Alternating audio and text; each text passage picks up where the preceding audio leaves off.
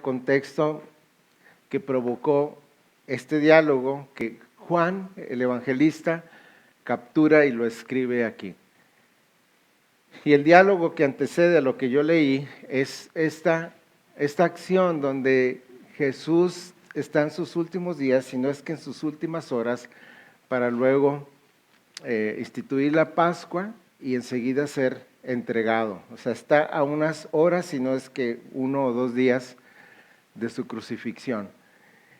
Y en el contexto de la Pascua lo buscan unos griegos y debemos entender que estos griegos están buscando a Jesús porque su fama se había extendido para este entonces.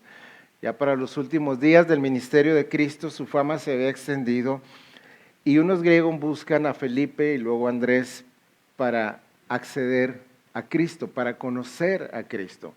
Y debemos comprender o asimilar que ellos están buscando a Jesús para conocerle. De alguna manera, la fama de Cristo y lo que Él había hecho había llegado a los oídos, o quizá ellos habían estado presentes en algunos de sus milagros, pero el punto es que ellos quieren conocer a Jesús. Y Jesús y Felipe y Andrés se lo dicen a Jesús, y así es como tenemos las palabras que hemos estado viendo. ¿Por qué le buscan? Bueno, querían conocerlo, seguramente querían seguirlo o cuando menos conocer su vida. Y el Señor dice estas palabras en el versículo 24, en verdad les digo que si el grano de trigo no cae en tierra y muere, se queda solo, pero si muere produce mucho fruto. El que ama su vida la pierde y el que aborrece su vida en este mundo la conservará para vida eterna. Si alguien me sirve, que me siga. Y donde yo estoy, allí también estará mi servidor. Si alguien me sirve, el Padre le honrará. Bueno, las palabras de Cristo y cada una de las palabras de Cristo tenían una precisión específica, muy clara. Jesús, cada palabra que está diciendo aquí, cada palabra que dijo, tenían un sentido pleno y absoluto. Y Él está hablando que las personas que fueron muy cercanas a Él y las personas que somos cercanas a Él, debemos entender que Jesús no solo es el ser que vino a librarnos del infierno. Jesús es el ser que nos ha mostrado cómo se debe vivir para Dios. Jesús es el segundo Adán. El ideal que Dios tenía para el hombre está reflejado en Jesús. Y seguir a Jesús es imitar su vida, es conducirse como Él se conducía. Si alguno dice que le conoce, debe andar como Él anduvo. Tener una percepción de la salvación en cuanto a que Él simplemente ha librado a una persona del infierno o de la condenación es una comprensión corta.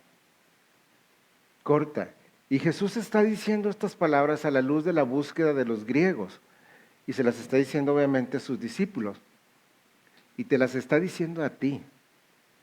Si alguno si alguno me sirve, sígame. Tiene que dejar su vida, tiene que buscar la vida de Cristo, tiene que cambiar sus pensamientos. No es el Señor ahora el hombre de su vida, ahora tiene un Señor, tiene una forma para vivir, tiene un ejemplo a seguir. Y Jesús lo está explicando aquí. Si estos griegos iban a ser seguidores de Cristo y querían no solamente quizá conocer su poder, de dónde emanaba, por qué los milagros, por qué el cumplimiento de las profecías, el Señor especifica con mucha claridad que todos aquellos que en verdad quieran seguirle tienen que renunciar y morir a sí mismos. Y poner los principios de la vida de Cristo en su mente y en su corazón, ser hombres que amen como Él, que cumplan la justicia como Él, que tengan compasión, que imitemos realmente la vida que Él mostró y que emana de Él. Porque la pregunta sería esta, hermanos, ¿no es la mejor manera de vivir? ¿No es la mejor manera de vivir? ¿Cuándo viste en el ministerio o en la vida de Cristo a Cristo en conflictos o apresurado o afanado? Él tenía absolutamente control de todo lo que era la voluntad de Dios porque la buscaba muy de mañana. Los hombres amamos aquello que servimos. Tú nada más imagínate cuando inmediatamente te levantas, ¿qué está en tus pensamientos? ¿Qué está en nuestros pensamientos? Toda esa serie de compromisos que en ocasiones son inevitables en nuestro trabajo, pero realmente ¿qué hay en nuestros pensamientos? Cuando tenemos nuestros tiempos libres o tenemos las jornadas de compromiso para laborar y cumplir nuestras responsabilidades, después de ello, ¿qué hay en nuestra mente y en nuestro corazón? ¿Qué hay? Bueno, lo que hay es lo que amamos. Cuando Pedro estuvo continuamente siguiendo a Cristo y tuvo todos esos eventos donde él improvisaba y quería manifestar obediencia y caminar en el agua y todas estas experiencias que Pedro tenía al caminar con él, él quería imitar a Cristo. Él quería también caminar por el agua. Él quería hacer lo que Jesús, su maestro, hacía. No le alcanzaba y no le alcanzó hasta que vino el Espíritu Santo. Pero cuando él estuvo inclusive muy de cerca y le negó, los hombres dijeron, tú hablas como él. Tus palabras delatan que tú caminas con él o caminabas con él. Esos 3 años de ministerio habían ya impactado una parte de la vida de este pescador, que fue uno de los apóstoles principales. Pero entonces, a la pregunta de los griegos o de personas que estaban buscando a Jesús, el Señor dice estas palabras. Y nos las dice a todos, a todos. No se puede evitar. Si alguien quiere ser un seguidor de Cristo, lo debe pensar bien. Debe pensarlo bien. Debe pensar que hay un compromiso con Él, de seguirlo y de ser su servidor. Tú nada más ponte a pensar desde el día que Jesús te rescató, ¿en qué lo has servido? La Biblia es muy clara. Al resucitar Jesús y minutos antes de ascender, dijo a sus discípulos, toda potestad me es dada en el cielo y en la tierra, por tanto, vayan y hagan discípulos a todas las naciones. ¿Qué más? Enseñándoles a guardar todo lo que yo les mandé. ¿Cuántas veces hemos ocupado realmente nuestra vida en servir a este Señor que nos ha rescatado? Porque eso es claro en el Evangelio. El llamado que Cristo hizo a los que estaban allí, y si estos griegos querían ser seguidores de Jesús, para ellos y para los propios discípulos que estaban en ese momento siguiendo a Jesús, estas palabras fueron simplemente una afirmación de lo que Él vino a decir en todo su ministerio. Y son palabras aplicables al día de hoy.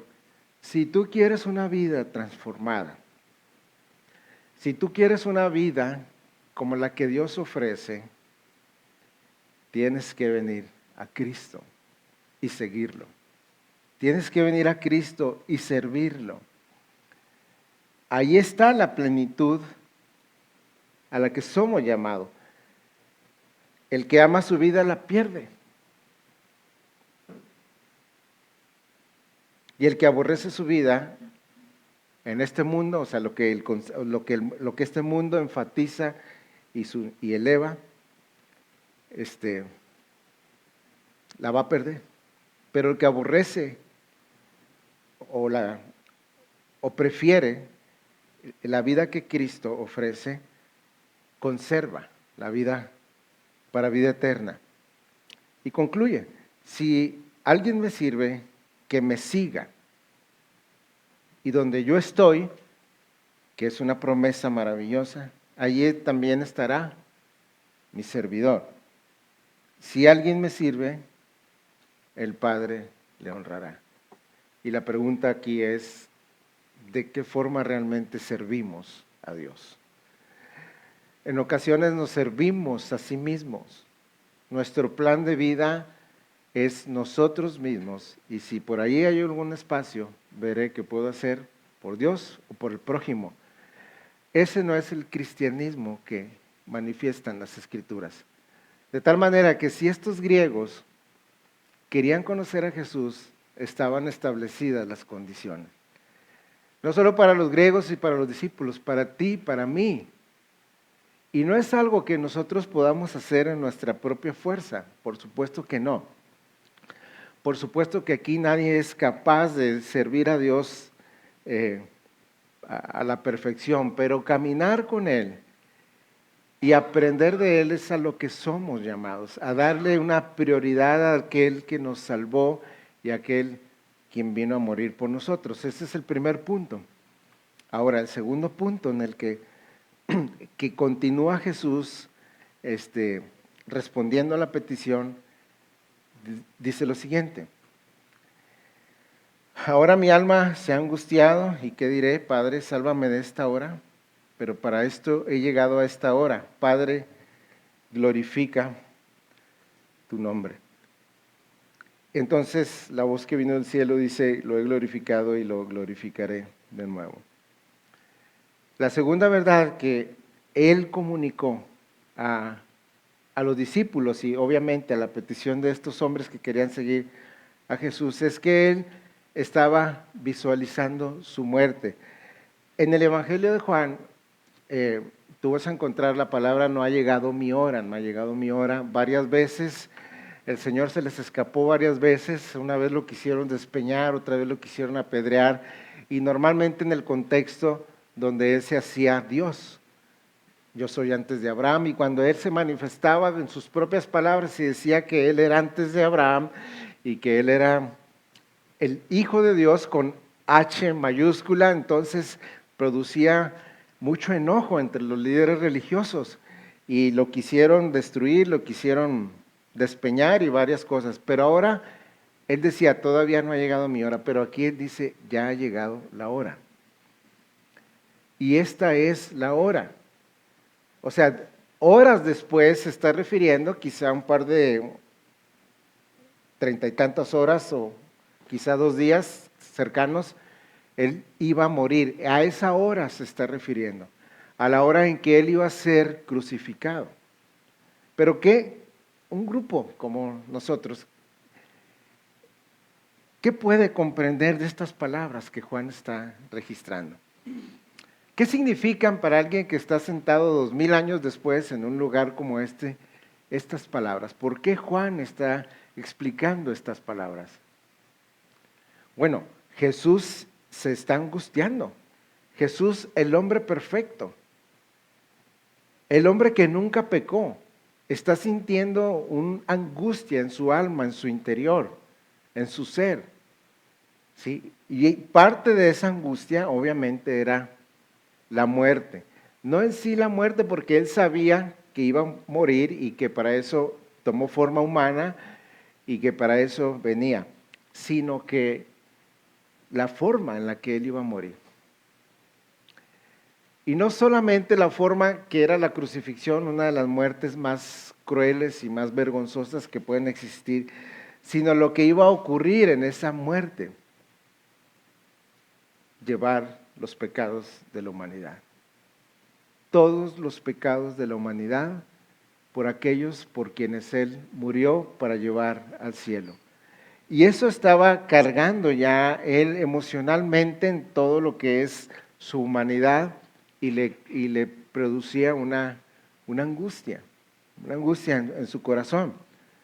Entonces, aquellos hombres que predican que el cristianismo es pura felicidad y que los que se angustian son los débiles, pues están equivocados. Sí, Jesús, siendo el Hijo de Dios, está angustiado porque sabe que en unas horas, por decir así, llegará la hora a la que Él se refiere. Y Él no está evitando esa hora y está pidiendo al Padre que manifieste su gloria, su hermosura, su ser. Y el Padre responde desde el cielo que lo va a hacer y que va a glorificar y que va a mostrar la gloria de Cristo cada vez que sea necesario. Pero lo que ocurre aquí es que los que oyen, fíjese en el versículo 29, que hay una multitud que está allí, o sea, además de los griegos y los discípulos, la multitud que estaba allí y oyó la voz decía que había sido un trueno. Otros decían, un ángel le ha hablado. Pero Jesús dijo, o sea, aclaró, esta voz ha venido, no ha venido, perdón, por causa mía, sino por causa de ustedes. Y luego ahorita veremos lo que está diciendo. ¿Por qué Juan pudo entender la voz? ¿Por qué otros no pudieron entender la voz? ¿Por qué unos refirieron la voz como si fuera de un ángel y otros como de un trueno? Y aquí hay una verdad que el mismo Jesús ha dicho. Hay gente que no quiere oír la voz de Dios, por clara que sea la voz de Dios. Dios es claro en toda su palabra, muy claro. Dicen algunas personas cuando se les evangeliza, ustedes interpretan la Biblia a su forma. Ábrele los 10 mandamientos y dile, tú interprétala. ¿Qué no se entiende de lo que la Escritura dice? ¿Qué es lo que no se entiende? El problema no es un asunto, pues hemos dicho, cognitivo, el asunto es el corazón. Nosotros lidiamos con seres queridos, hijos, tíos, o aún con un padre, o a un hijo con un padre que no quiere someterse a Cristo como su Salvador y no quiere su señorío. ¿Qué es lo que no se entiende? ¿Qué es lo que no se entiende de las palabras de Cristo? Que si alguno quiere ser su seguidor, lo debe servir. ¿Qué no se entiende por ahí? ¿Qué palabras no se entienden? El asunto es que Jesús está pidiendo y orando, pero está orando para que ellos escuchen lo que está diciendo Jesús, porque esta voz que vino del cielo es un mensaje para ustedes. Y la hora a la que se refiere Jesús y que le está pidiendo al Padre que lo va a hacer y que muestre su gloria, obviamente es la crucifixión. Él se está refiriendo a la crucifixión. Este acto donde Él sería entregado, y Juan nos describe aquí que el perfecto Hijo de Dios, el segundo Adán, está siendo angustiado. Y la causa, dijimos, pues es el pecado que llevaría Él sobre su cuerpo, las horas en las que Él sufrió el juicio por nuestros pecados. Hace años, cuando existía aquí la radio, la bonita, se repitió mucho un mensaje que se llamaba el Plan B. No voy a decir el nombre del predicador, pero él afirmaba una y otra vez que Génesis, en la caída del hombre, Génesis 3, él hablaba del plan B de Dios. Él hablaba del plan B, como si él hubiera creado al hombre sin entender lo que iba a suceder, ni su omnisciencia, entonces, después de la caída, entonces saber cómo se remediaba la situación del hombre. Pero la Biblia dice que el Cordero fue destinado desde antes de la fundación del mundo. Y muchas otras promesas, ¿sí?, que tenemos nosotros, que reflejan con claridad que Dios tiene un plan de principio a fin. Bueno, Jesús lo sabía. Jesús lo sabía, aún Génesis 3, 15 y 16, donde está ese diálogo entre Dios y la serpiente, la simiente de la mujer, la simiente de la serpiente y todo eso. Y la simiente de la mujer no es otra persona más que Cristo. Iba a ser herido, pero Él venía a derrotar al enemigo, a la serpiente, y es lo que está diciendo aquí nuestro Señor Jesucristo, ¿sí? Ahora ha llegado el juicio de este mundo, ahora también Satanás será echado fuera. O sea, cuando Él fuera crucificado, Él iba a derrotar iba a enjuiciar todo lo que este mundo promueve, hace y de forma injusta ha usurpado la justicia de Dios. El Salmo 2 lo explica con mucha claridad. ¿Por qué se amotinan los pueblos, verdad? Y los reyes piensan cosas malvadas contra su ungido? Se confabularon, permítanme leerlo, Salmo 2.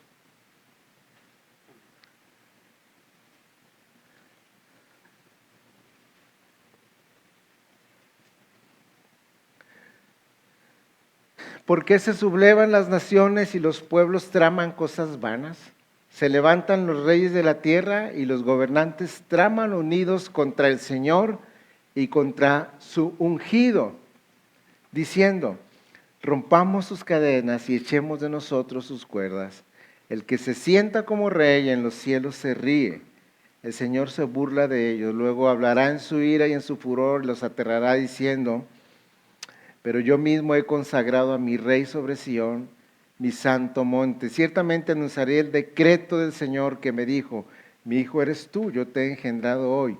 Pídeme y te daré las naciones como herencia tuya y como posesión tuya los confines de la tierra. Tú los quebrantarás con barra de hierro, los desmenuzarás como a vasos de alfarero. Pero el principio es el siguiente: se confabularon los dos, ¿qué diré?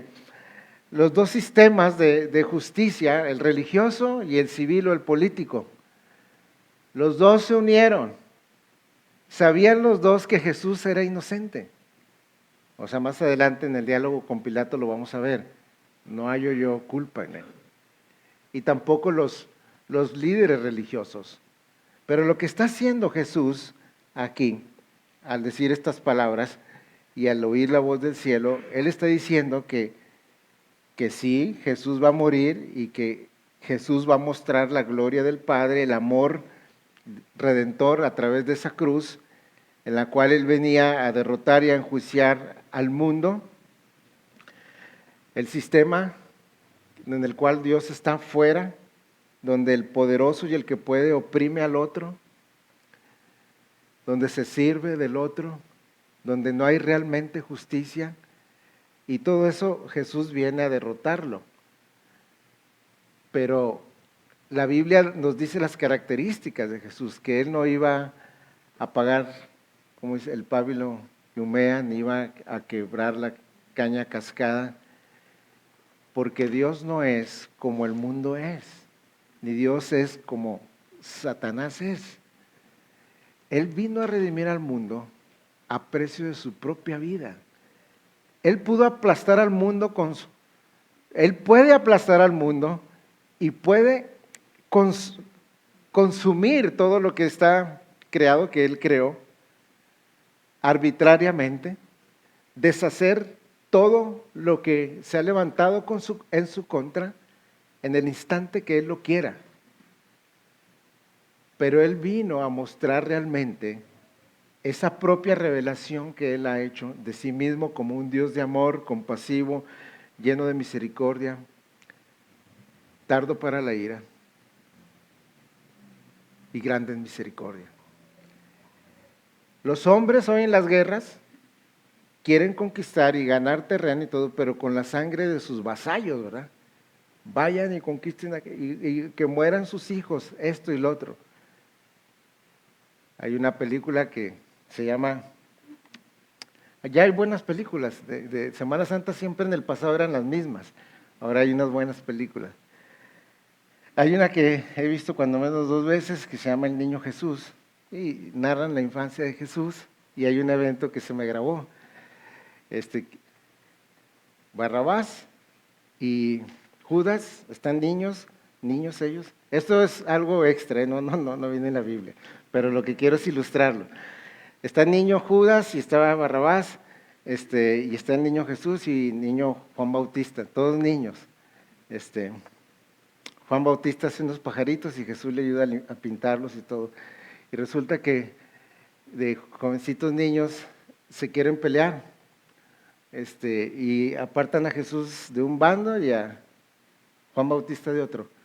Barrabás de un lado y Judas del otro. Y ahí están dos grupitos como de 5, 7 niños. Y Jesús dice, bueno, ¿quiénes son los del problema? Pues Judas y Barrabás, pues peleense ustedes. Y se empiezan a pelear y ellos se van, o sea, Jesús y Juan Bautista. Así es. Pero el Señor vino a redimir a la humanidad a precio de su propia sangre, a morir por nosotros. La encarnación de Cristo, su humanidad debería tener un significado presente y fuerte en nosotros, los que hemos creído en Él. Esas son las palabras que Juan está registrando, que Jesús está diciendo que Él vino a derrotar y a enjuiciar al mundo y al príncipe de este mundo para ser echado fuera. Y la forma en que lo hizo es que cuando Él fuera levantado de la tierra, es decir, fuera crucificado, entonces esa obra de amor por nosotros nos atraería a Él. ¿Sí? La forma en la que Dios rompe o quebranta el amor que un ser humano tiene hacia sí mismo, hacia la injusticia, hacia el pecado, hacia el apego de este mundo, cómo funciona el mundo, cómo se promueven los seres humanos en detrimento de otros y todo eso. El Señor venía a cambiar eso. Y en esa obra de amor en la cruz, Él venía a derrotar al sistema del mundo injusto y corrupto y al propio Satanás, al morir por nosotros y llevar nuestro pecado. Mencionamos que Satanás en la mesa del Señor pudiera tentar a los hombres, hacerlos caer, etcétera, pero no puede acusar a los hijos de Dios, porque Jesús llevó sus transgresiones. Todo aquel que ha creído en Cristo y que Jesús ha limpiado con su sacrificio sus pecados, no puede ser acusado por Satanás. No puede. Vino a ser derrotado en aquella cruz. Entonces Jesús sabía que no es un plan B. Fíjense, hermanos, de hecho el apóstol Pablo lo explica en una de sus cartas a los romanos, ¿verdad? Los griegos buscan sabiduría, los judíos quieren ver milagros. Nosotros predicamos a Cristo y a este crucificado, porque la cruz es el triunfo de Dios. La cruz es el triunfo de Dios sobre el pecado, sobre los enemigos, sobre la muerte, sobre todo. La cruz es el punto central, el crucificado, nuestro Señor Jesucristo. Ahí venía a redimir. Todo lo que se relacione con la humanidad y los ángeles caídos, su destino eterno se enfoca en la cruz. Lo que el hombre crea o deje de creer en lo que sucedió en la cruz, marcará su destino eterno desde aquí. Desde aquí. Y esto es un claro mensaje. Y cuando la persona se resiste, no es que no lo esté comprendiendo. Simplemente está evaluando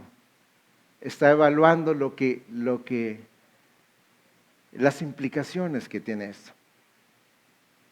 ¿Cómo me dices tú que un carpintero, que un hijo de María que murió crucificado, que fue humillado, que fue apresado, avergonzado y que murió en un madero, puede llevarme al cielo? Para ellos realmente era la derrota de Jesús, o sea, del carpintero, pero sorpresa, hermano. El que estaba muriendo no era un simple carpintero, no era un simple profeta, era Dios. Era Dios. Dios había experimentado y estaba experimentando la muerte. Y así iba a conquistar todo aquello que había sumido al hombre en la desgracia y en una eternidad lejos de su presencia. Entonces, para algunos, la cruz podría representar la derrota. Para los romanos, este ser, este hombre sabio quizá, este carpintero de Galilea que hizo milagros y todo ello, no quiere tomar el control como nosotros, como los romanos. Es débil. Tiene el poder, pero no quiere hacerlo, porque él lo iba a hacer de otra forma. Y ahora sí podemos ir a Colosenses, el texto que leímos, nada más que no lo quise explicar en la mesa del Señor.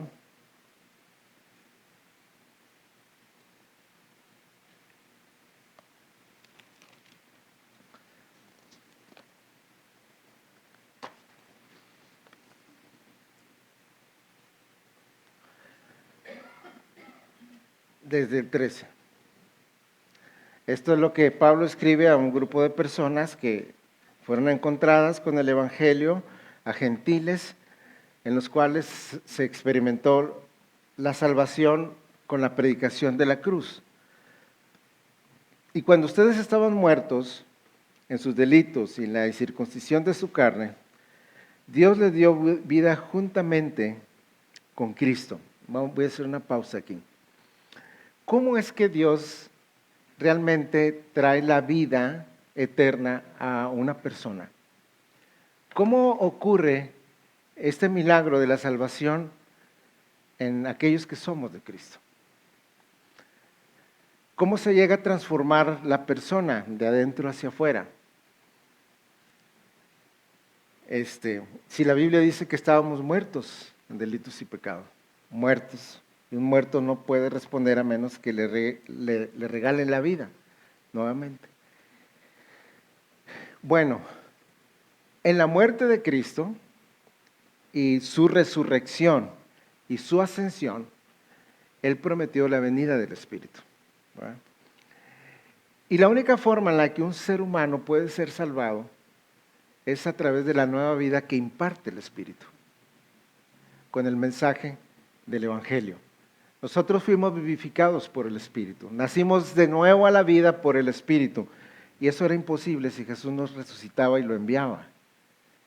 Sí, por eso el contexto de Juan, o sea, tengo que morir para que estos griegos puedan conocerme, para que sean mis seguidores, para que sean vivificados, para que me puedan servir. Y no solo los griegos, nosotros y cualquier ser humano tiene que experimentar el nuevo nacimiento que viene a través del Espíritu, porque es imposible el cambio, la transformación y el servicio a Dios fuera de la obra del Espíritu Santo en uno. Entonces, esa verdad de la muerte de Cristo conllevaba todos estos beneficios y bendiciones que son predicados por su evangelio, pero nosotros, dice, o más bien los gentiles, estaban muertos en delitos y pecados, pero Él les dio vida juntamente con Cristo, habiéndonos perdonado todos los delitos, habiendo cancelado el documento de deuda que consistía en decretos contra nosotros y que nos era adverso, y lo ha quitado de en medio, clavándolo en la cruz. Y noten lo que sigue, que es lo que nos relaciona con el Evangelio de Juan. Y habiendo despojado a los poderes y autoridades, hizo de ellos un espectáculo público, triunfando sobre ellos por medio de él. Creo que Reina Valera dice, en la cruz. ¿Sí?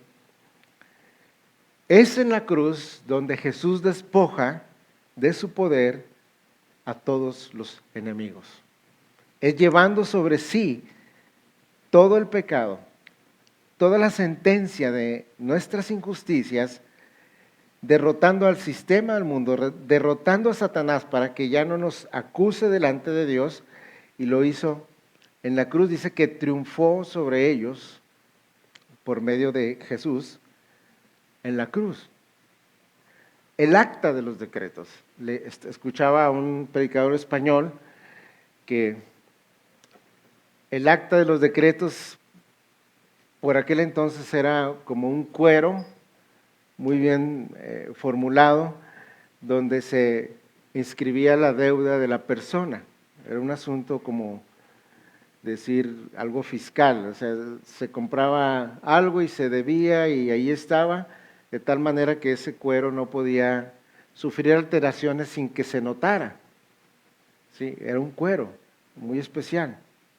Y cuando la persona pagaba esa deuda, pues le hacían una cruz también que rayaba el cuero y que se daba por pagado. O la otra era que unos artesanos peinaban el cuero de tal manera que quedaba tan limpio que todo lo que había allí, como algo que aquel ser debiera, quedara limpio. ¿Sí? Y se podía volver a escribir en ese.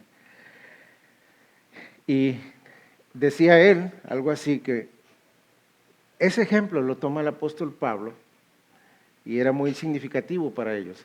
Jesús borró absolutamente todo lo que era nuestra condena. Y lo hizo cuando murió en la cruz al llevar nuestros pecados. Y dice que además que triunfó sobre ellos en el madero.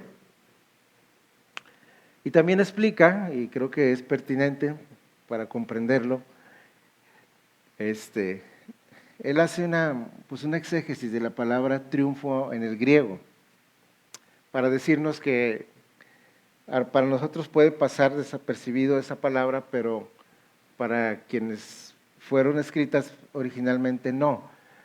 Entonces, nosotros hemos escuchado muchas veces la famosa frase el arco del triunfo, ¿eh? El arco del triunfo. Bueno, los arcos del triunfo de aquellos eran normalmente erigidos por los romanos cuando un general triunfaba y era significativo, se hacía cualquier fuerita de la ciudad un arco para hacer una ceremonia donde él, el general, pasaba y atrás de él iban los conquistados y pasaban por ahí, era una forma de honrarlo. Y él hace esta reflexión, este predicador español, que Jesús realmente en la cruz y cuando resucitó, realmente conquistó a cada uno de los enemigos que sumieron a la humanidad en la desgracia y en la condenación eterna. O sea, una conquista segura, real, evidente y experimental en aquellos que hemos creído en Él. O sea, el punto, hermanos, si regresamos a Juan, es ¿qué significan estas palabras de Jesús que está registrando Juan? Vamos a regresar para concluir. Juan 12.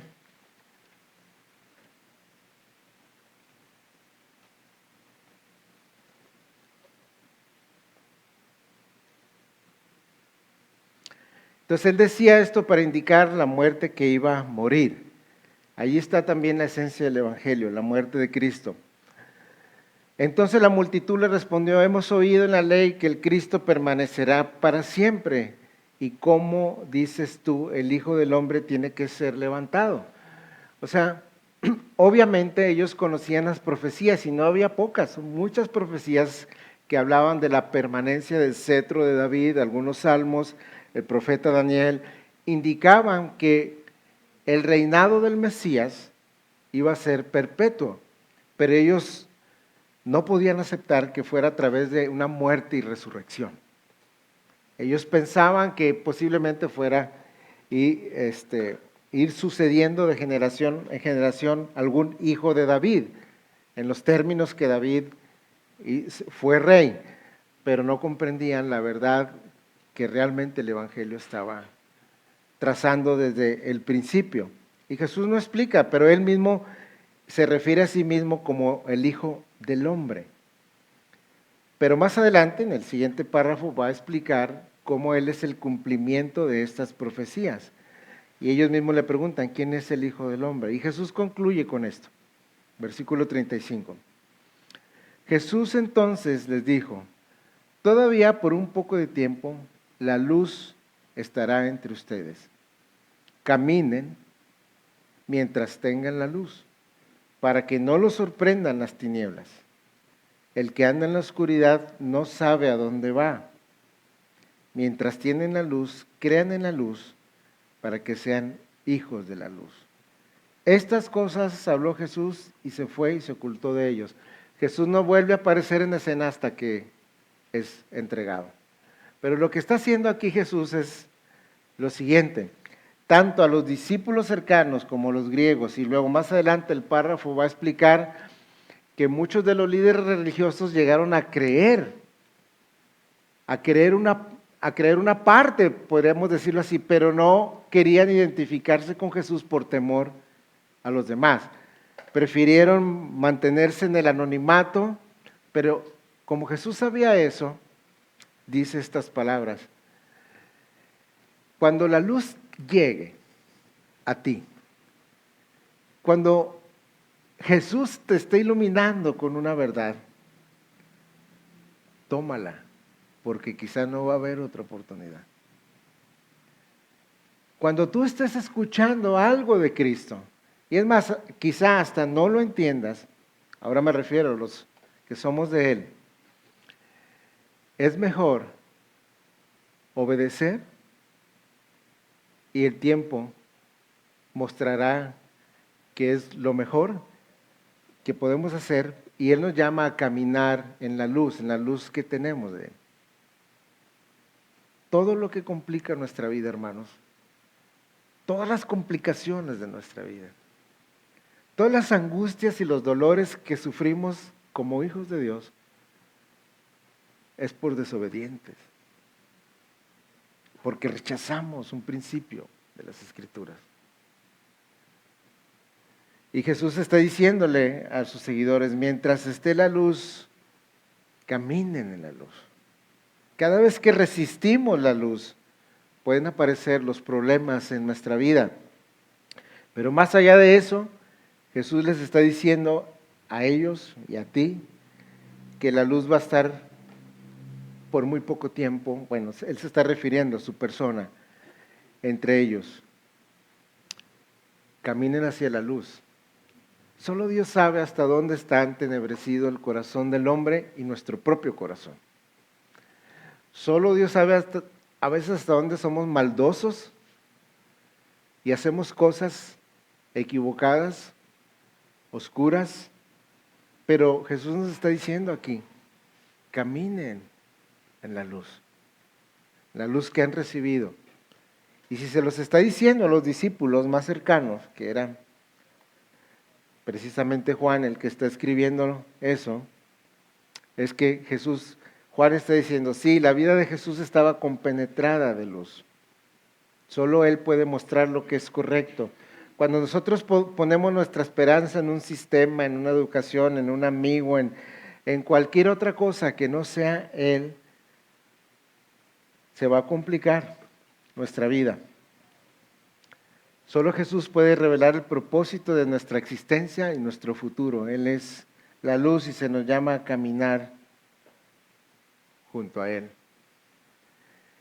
Cuando uno se da cuenta de lo que hay en el corazón, cuando uno es introspectivo y se da cuenta de lo que hay en el corazón, la única forma de que operen los cambios, hermanos, es que estemos junto a Él. En las consejerías de matrimonios y de cualquier tipo que los pastores hacemos, parecería ser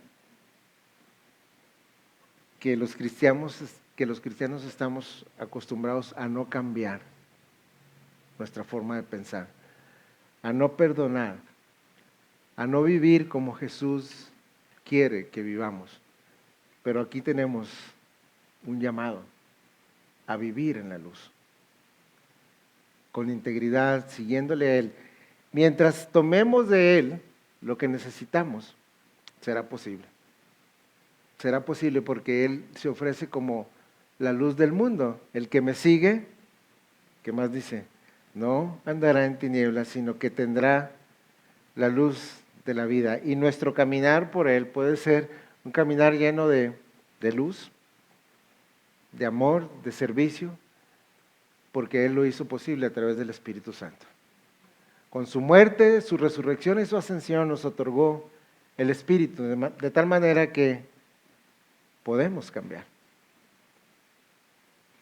Puede cambiar nuestra vida, puede cambiar nuestro corazón.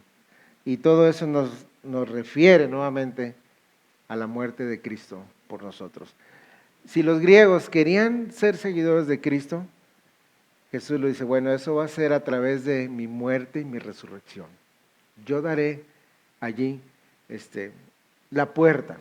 Yo podré ser el pastor que ellos necesitan, pero tengo que morir por ellos, tengo que ascender al Padre, tengo que darles mi espíritu, porque no hay otra forma de ser seguidores de Cristo. Oremos. Padre, te damos gracias por estas palabras de tu santo apóstol.